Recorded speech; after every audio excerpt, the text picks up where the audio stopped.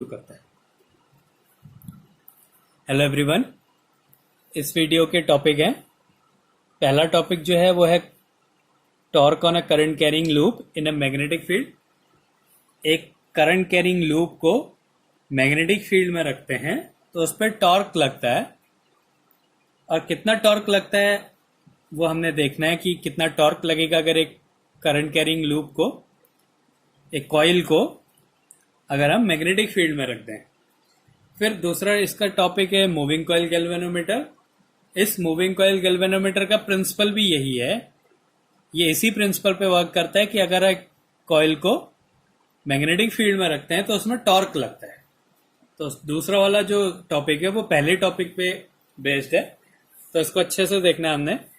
ये है torque on a current carrying loop in a magnetic field. एक current carrying loop है, ये रेक्टेंगुलर लूप है, इसको हमने मैग्नेटिक फील्ड में रखा है तो इस पर टॉर्क लगता है। अब टॉर्क कब लगता है? जब उस पर लगने वाला नेट फोर्स जीरो है। तो पहले हमने ये प्रूफ करना पड़ेगा कि इस कॉइल पे लगने वाले नेट फोर्स जीरो हैं, तो फिर हम ये निकालेंगे कि उसका टॉर्क कितना होता है।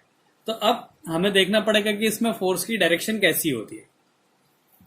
अब यहाँ पे करंट फ्लो हो रहा है आई, ये रेक्टेंगुलर लूप है ABCD, जिसको एक मैग्नेटिक फील्ड में रख दिया है। ये मैग्नेटिक फील्ड की डायरेक्शन है, ये मैग्नेटिक फील्ड लाइंस है और ये मैग्नेटिक फील्ड की डायरेक्शन है, और इसमें एक करंट कैरिंग लूप को हमने रख दिया है।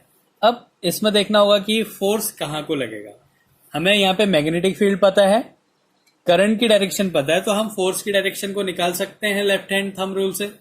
तो लेफ्ट हैंड रूल के अकॉर्डिंग क्या होता है कि अगर हम मैग्नेटिक फील्ड की डायरेक्शन में इस उंगली को रखें तो ये हो गया मैग्नेटिक फील्ड लाइन, और ये वाली उंगली को करंट की डायरेक्शन में रखें तो ये ऊपर को चले गई करंट की डायरेक्शन, ये मैग्नेटिक फील्ड लाइंस। तो जो हमारा अंगूठा है, जो ये अंगूठा है, ये जो है फोर्स की डायरेक्शन बताएगा। तो इसके अकॉर्डिंग क्या है, जो फोर्स है वो हमारा नीचे को लग रहा है। फोर्स की डायरेक्शन कैसी होगी? नीचे को लगेगी। तो यहाँ पे जो फोर्स लगेगा वो इस कॉइल को नीचे को लेके जाएगा। तो ये ऐसे जो है कॉइल को नीचे लगेगा। इस पूरी लाइन पे जो फोर्स की डायरेक्शन होगी वो ऐसे डाउनवर्ड होगी। फिर अब ये भी वही, यहाँ पे करंट ऊपर को है, इसकी जो लेंथ है ये L है, इसमें करंट की डायरेक्शन ये है। तो इसमें करंट ऊपर को फ्लो हो रहा है, इसमें करंट नीचे को फ्लो हो रहा है। तो यहाँ पे जो और मैग्नेटिक फील्ड की डायरेक्शन वही है, तो यहाँ पे क्या होगा, जो फोर्स की डायरेक्शन है वो बिल्कुल उसकी ऑपोजिट हो जाएगी। अगर यहाँ पे डाउनवर्ड फोर्स लग रहा है तो इस वाली लाइन पे अपवर्ड फोर्स लगेगा। तो यहाँ पे जो फोर्स होगा उसकी डायरेक्शन ऊपर को हो जाएगी।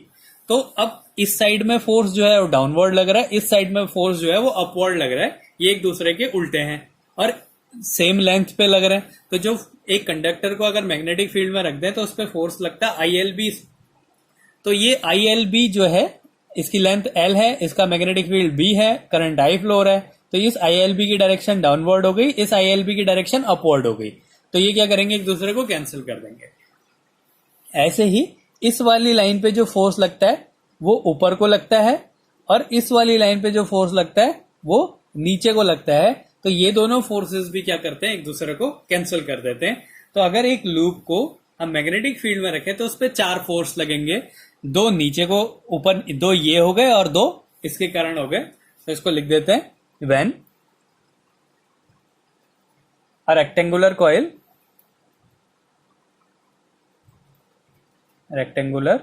Coil ABCD placed in a magnetic field,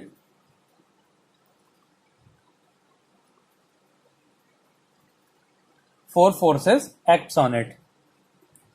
4 forces acts on it according to diagram, और उनकी डायरेक्शन जो है हमने डायग्राम में बता रखी है, अकॉर्डिंग टू डायग्राम। ये हो गया। अब कौन कौन से फोर्स लग रहे हैं? एक फोर्स लग रहा है AB साइड में जिसकी डायरेक्शन है इनवर्ड, और ये कैसा है, अपवर्ड है। अपवर्ड या आउटवर्ड, ये अपवर्ड हो गया तो ये आउटवर्ड हो गया, ये इनवर्ड हो गया। तो FAB इसकी डायरेक्शन है इनवर्ड, ये इक्वल है FCD के, और इसकी डायरेक्शन है आउटवर्ड।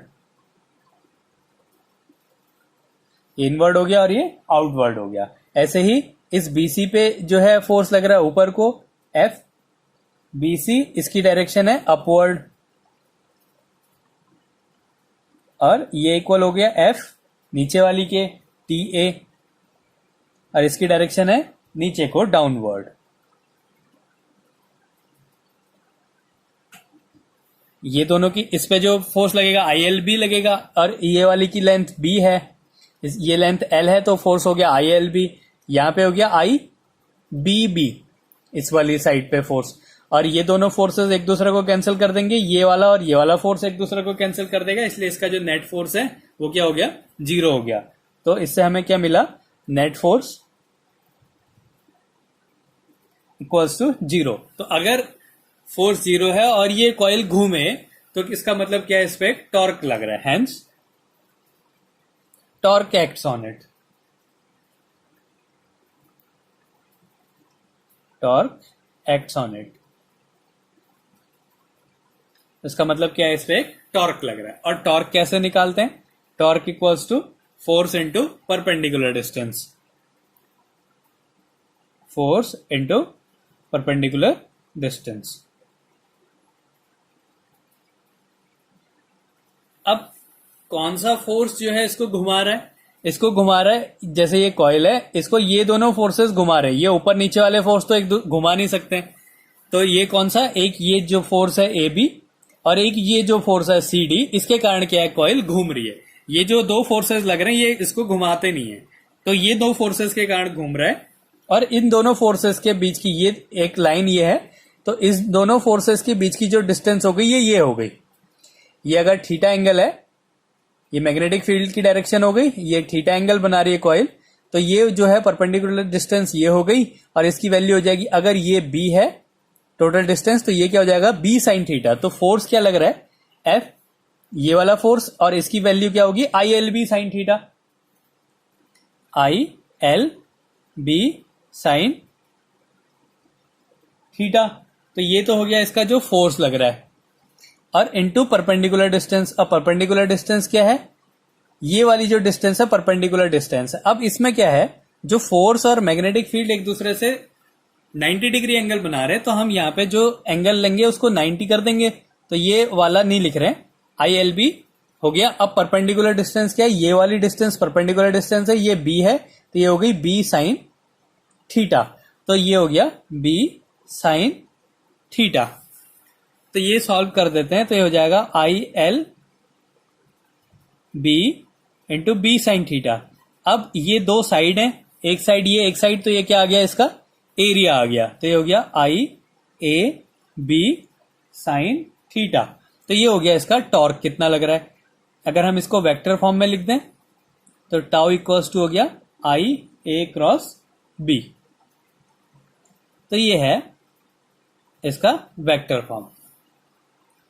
तो इससे हमें क्या मिला कि अगर एक कॉइल को हम मैग्नेटिक फील्ड में रखें तो इस पे एक टॉर्क लगने लग जाता है, जिसके कारण वो कॉइल घूमती है, और उस टॉर्क की वैल्यू होती है IAB साइन थीटा। और जहां पे जो ये थीटा है ये मैग्नेटिक फील्ड और इस लाइन के बीच का एंगल है।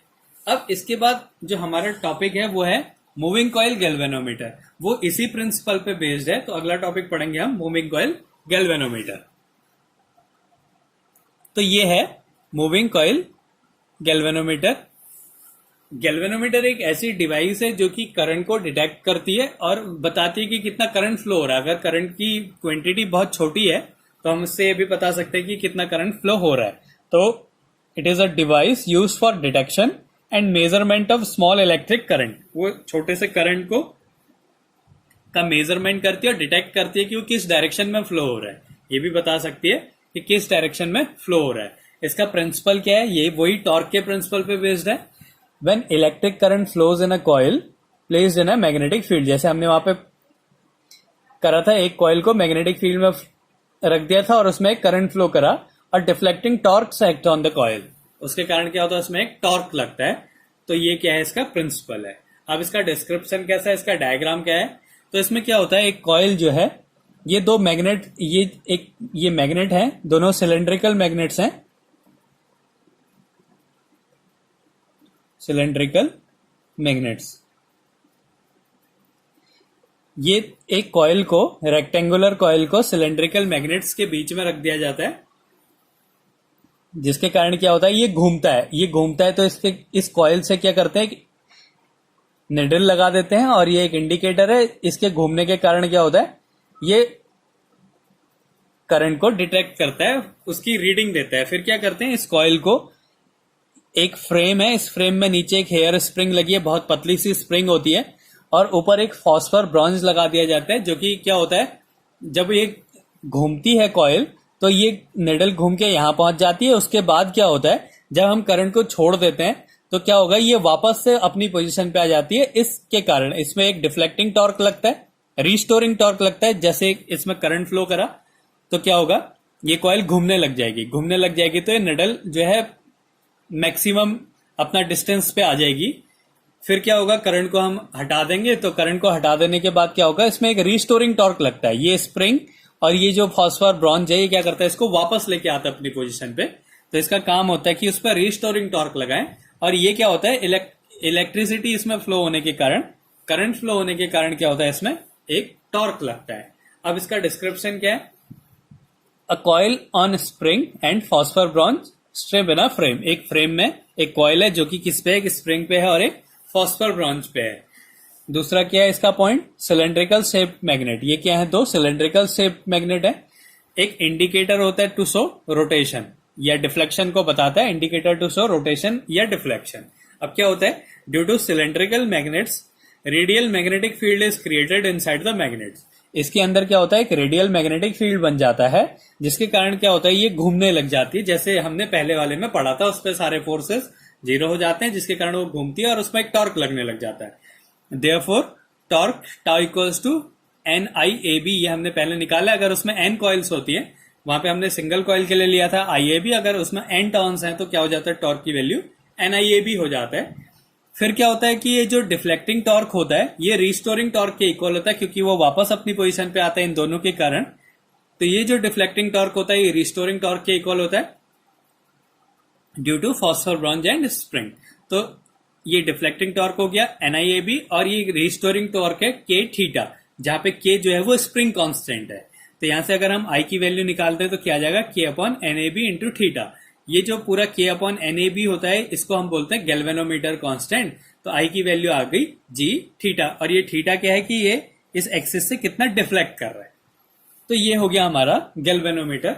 अब इस गैल्वेनोमीटर में दो और टॉपिक्स होते हैं, एक होता है करंट सेंसिटिविटी और एक होता है वोल्टेज सेंसिटिविटी। तो पहला टॉपिक है current sensitivity. Current sensitivity, current sensitivity ये होता है deflection produced in A galvanometer with a unit current flows through it. इसकी डेफिनेशन है, डिफ्लेक्शन produced in galvanometer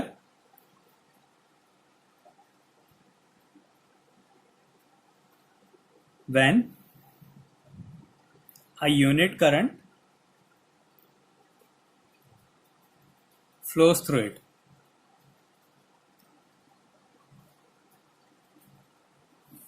ये हो गया, इसको IS से रिप्रेजेंट करते हैं, theta upon deflection upon current, theta upon I हो गया।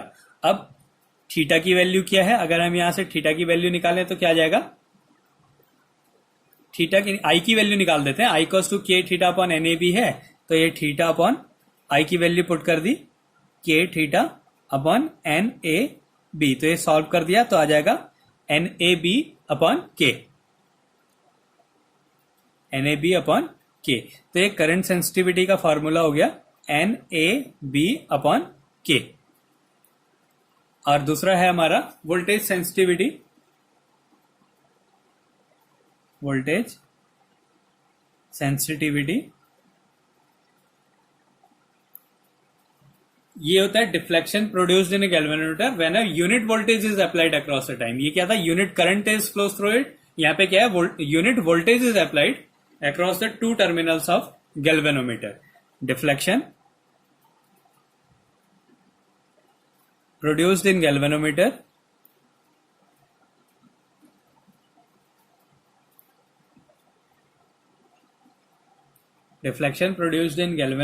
when a unit voltage is applied across the two terminals